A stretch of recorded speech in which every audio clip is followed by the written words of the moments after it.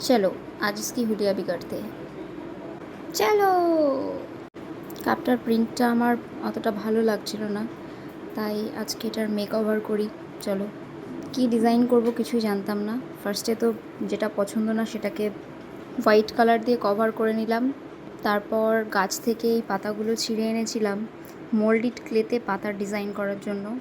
তো এই পাতাগুলো যেহেতু সামনে ছিল, তাই কিছু না পেয়ে এই পাতাগুলো দিয়ে ডিজাইন করে নিলাম।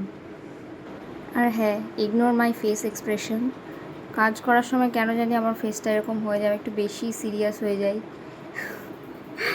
সো পাতার ডিজাইনটা দেওয়ার পর আমি কয়েকটা ফুল অ্যাড করেছি এখানে, আর বাকিটা একটা shelf type bottle, flower vase and একটা ক্লে দিয়ে ফুল অ্যাড করে দিয়েছি। কেমন হয়েছে বলো?